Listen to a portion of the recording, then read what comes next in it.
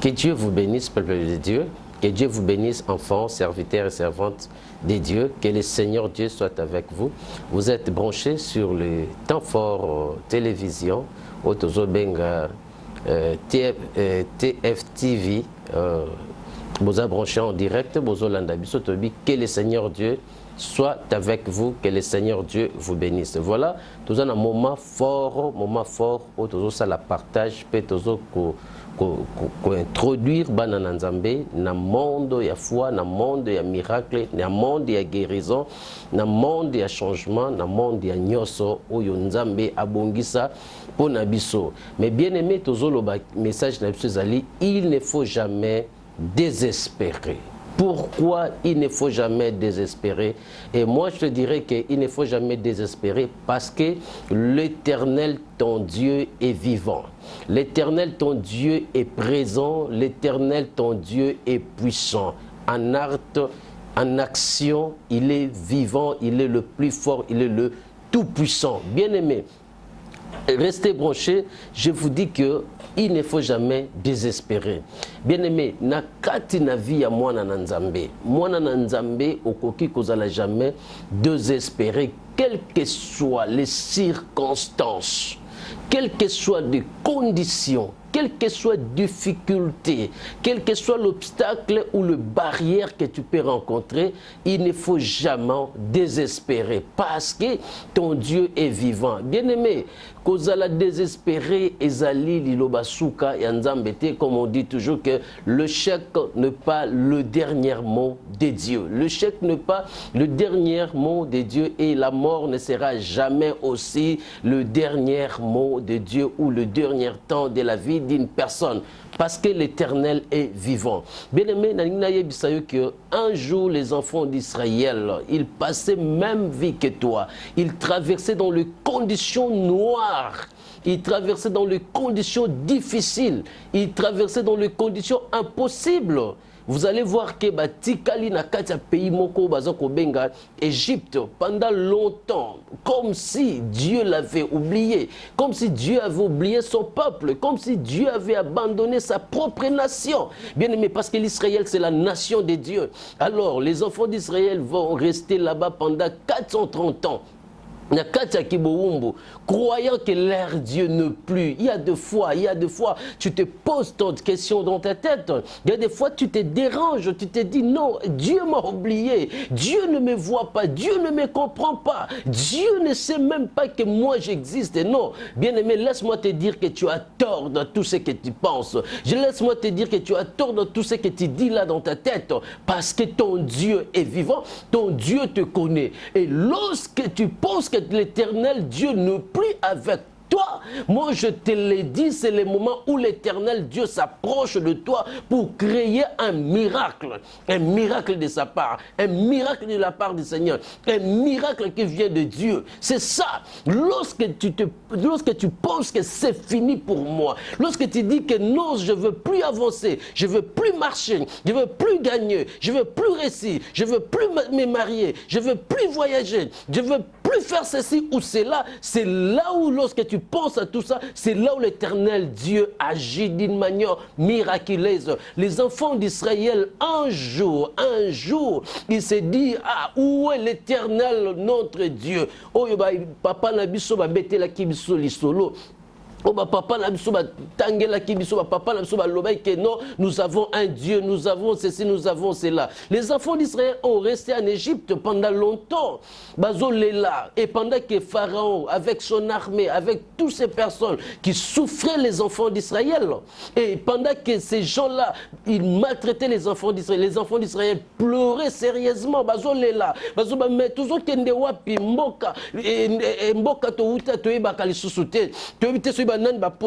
pendant 430 ans. Mais écoute bien aimé, Et pendant que les enfants d'Israël pensaient à tout ça, pendant que les enfants d'Israël pleuraient, et parmi eux, Dieu suscitera un homme. Oh, bien-aimé, l'Éternel Dieu est merveilleux. L'Éternel Dieu est vivant. Dieu ne suscitera pas une autre personne à Moussika. Parmi vous, parmi votre famille, parmi tes enfants, Dieu suscitera quelqu'un. Dieu suscitera une fille. Dieu suscitera un garçon. Dieu suscitera un homme. Dieu suscitera une femme parmi vous. Il sera le sauveur, il sera le libérateur de la famille. Et pendant que les enfants d'Israël pleuraient, ah non, nous allons plus avancer. Ils ont dit, ah non, nous allons plus gagner. Ah non, nous allons plus vivre ceci, nous allons plus vivre cela.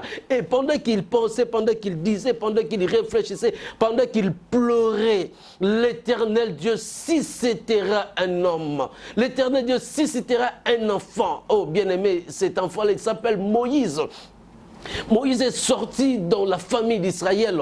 Et lorsque Moïse est sorti, Dieu suscitera Moïse pour que Moïse a tenir tête contre Égypte, contre Pharaon. Bien aimé, lorsqu'ils sont sortis de l'Égypte par la voie de Moïse, parce que la main de l'Éternel était avec Moïse, et ils sont arrivés quelque part, Wapi, devant la mer Rouge. C'est ça le message. C'est là où je suis en train de baser. C'est là où je suis en train de parler. C'est là où je suis en train de te dire qu'il ne faut jamais désespérer. Lorsque Moïse a pris les enfants d'Israël, à Bimisi Bango en Égypte, c'est ce qu'on appelle Exode, quitter l'Égypte, c'est pour aller dans la terre promise, dans la terre prophétique. Je te parle comme un prophète. Tu dois arriver dans la terre prophétique, dans le lieu que l'Éternel Dieu a préparé pour toi, dans le lieu que l'Éternel Dieu t'attend, dans le lieu où ta bénédiction t'attend, dans le lieu où l'élévation t'attend, dans le lieu où le monde entier vont t'acclamer, dans le lieu où ta famille va t'élever, dans le lieu où ta famille va glorifier Dieu, vont dire que l'Éternel est vivant, l'Éternel est vrai, l'Éternel est capable de changer même la malédiction en bénédiction.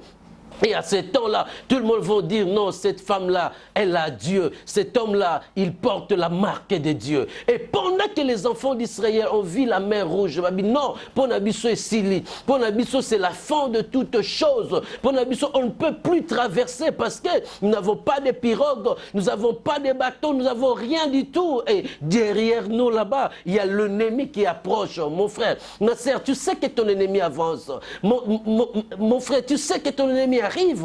Tu sais que le problème est derrière toi. Tu sais que bientôt, tu seras condamné en justice. Tu sais que bientôt, tu seras condamné à l'hôpital. Tu sais que bientôt, tu seras condamné sous la pauvreté. Mais écoute-moi, lorsque les enfants d'Israël ont remarqué tout ça, ils commencent à parler, ils commencent à dire à Moïse, ils commencent à murmurer même contre Moïse, contre l'homme de Dieu, contre le serviteur de Dieu. Mais pourquoi tu nous as fait tout ça? Tout ça qui est en Égypte, d'ailleurs, n'est-ce pas, là nous te disons en Égypte, laissez-nous servir les Égyptiens, laissez-nous servir les Égyptiens, que de mourir dans les déserts.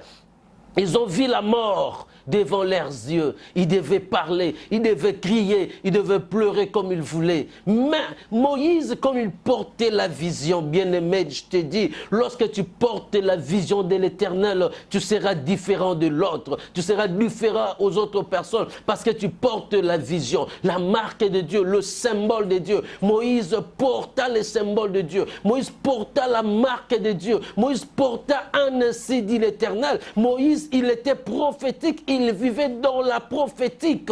Bien-aimé, je te l'ai dit, ce soir ou ce matin, tu me suis là, je dis, il faut être toujours prophétique, il faut être toujours dans le prophétique. Lorsque tu vis dans le prophétique, tu seras différent. Lorsque tout le monde pleure, lorsque tout le monde est en train de murmurer, toi, tu ne seras pas comme tout le monde. Pendant que tous les enfants d'Israël pleuraient, toutes les personnes pleuraient, les jeunes, le vieillard, je ne sais pas, tout le monde pleurait devant Moïse, devant la mer Rouge, parce qu'il voyait Pharaon qui venait avec sa puissance, avec sa gloire, avec son autorité pour détruire les enfants d'Israël. Écoute-moi, bien-aimé, pendant qu'ils sont en train de pleurer, Dieu dira à Moïse, dis aux enfants d'Israël, ah, Dieu est bon, bien-aimé, Dieu est toujours merveilleux, Dieu a toujours une solution.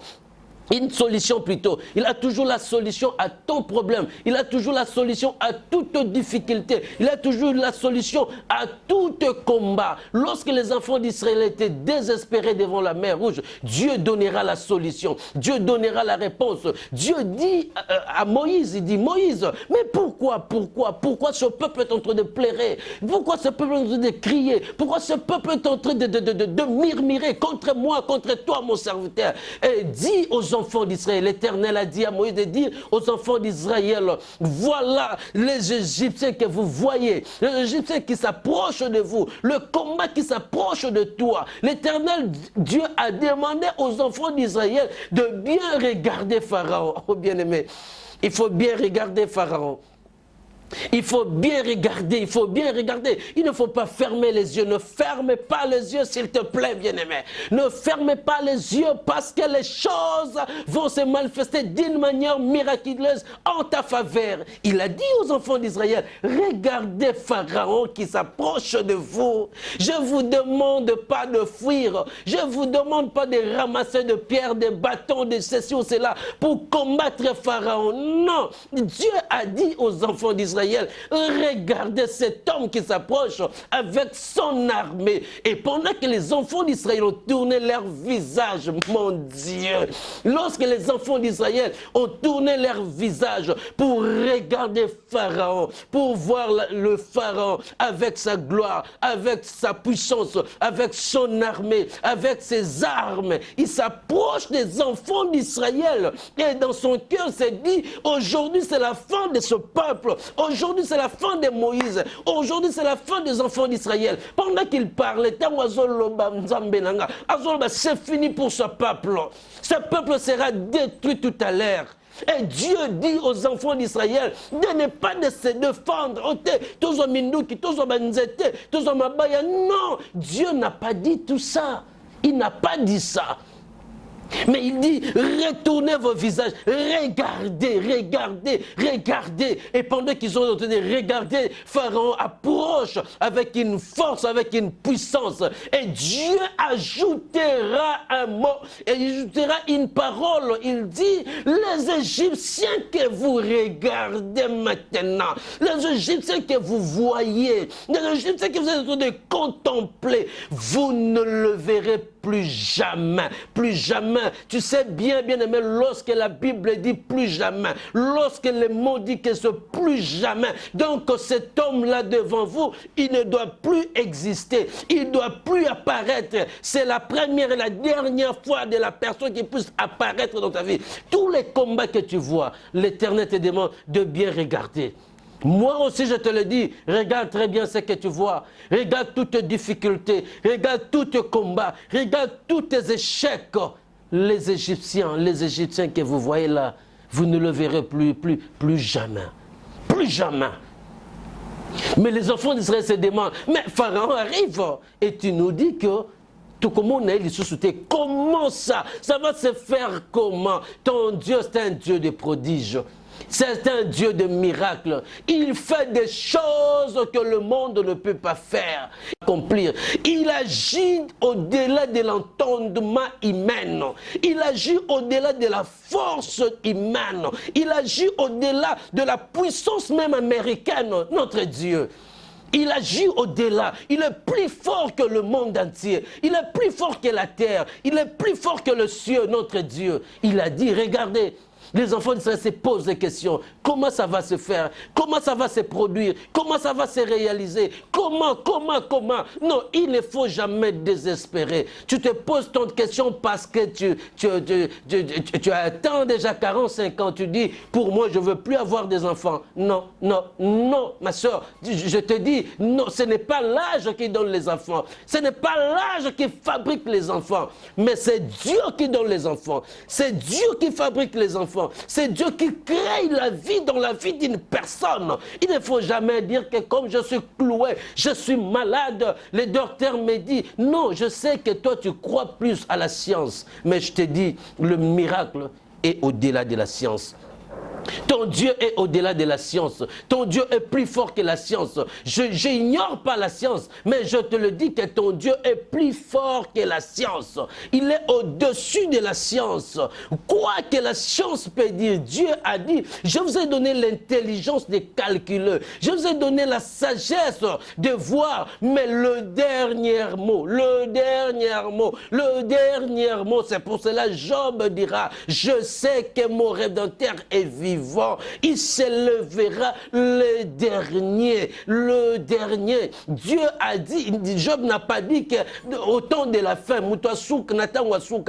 mais le dernier, lorsque tout le monde s'élève, lorsque ta famille s'élève, lorsque la justice s'élève, lorsque la médecine s'élève, lorsque tout le monde s'élève, il te condamne, il te juge, il te dit tu ne peux plus avancer, tu ne peux plus te marier, tu ne peux plus ceci, tu ne peux pas faire cela. À ce moment-là, lorsque tout le monde a donné leur conclusion, et l'Éternel Dieu a dit, je vous ai donné l'intelligence pour calculer, la sagesse pour prédire, mais les derniers mots, c'est pour cela que je dis à tout le monde qui sont en train de prédire de malédictions contre toi, des malédictions contre ta vie, des malédictions contre ta famille, des malédictions contre ta santé, contre ton travail, contre ton mariage, contre tes études, laissez-les parler, laissez-les prédire. Ce sont des paroles, mais le dernier mot vient de Dieu. Le dernier mot, c'est l'Éternel Dieu qui prononce. Il a gardé les derniers mots. C'est lui le garant de l'humanité. Le garant de ta vie. Lorsque tout le monde parle, il reste le garant, pendant que dans le monde, nous avons les garants de la nation, nous avons les garants de la République. Mais l'Éternel Dieu, lui, c'est lui le garant de la vie d'une personne. C'est lui qui garde le dernier mot. Lorsque tout le monde s'élève contre toi, c'est lui qui change les données, c'est lui qui transforme les données. Il ne faut jamais désespérer. Pendant que je parle, je sais qu'il y a une personne qui me suit. Il est affecté par cette parole divine. Il est affecté par cette puissance de Dieu. Je déclare sur ta vie parce que tu es affecté. Je déclare sur ta vie parce que tu es touché. Je déclare sur ta vie que quelque chose se transforme dans ta vie. Quelque chose se passe dans ta vie. Que quelque chose touche ta vie. Quelque chose transforme ta vie. Je condamne toute la loi qui condamne ta vie. Je condamne toute la loi qui combat ta vie. Je condamne toutes les lois qui mettent ta vie mal à l'aise. Je les chasse, je les brise. Je le précipite dans les arides. Que le feu du Saint-Esprit brille les œuvres de l'ennemi. Au nom puissant de Jésus-Christ de Nazareth. Que cette onction divine t'accompagne. Que cette puissance de Dieu t'accompagne. Recevez la grâce de Dieu. Recevez ta bénédiction. Recevez le miracle. Que les jours nouveaux apparaissent dans ta vie. Que Dieu te bénisse. Que l'Éternel Dieu te donne une nouvelle année, une nouvelle journée et un vent nouveau s'élève dans ta vie. Soyez bénis, soyez couverts et protégés par l'Éternel Dieu. Tu sais que, bien-aimé, le numéro est toujours affiché là-bas et tu peux nous appeler à tout moment et nous sommes là. Voilà, que l'Éternel Dieu vous bénisse, que l'Éternel Dieu soit avec vous. Soyez bénis par la grâce de Dieu, au nom puissant de Jésus. Amen.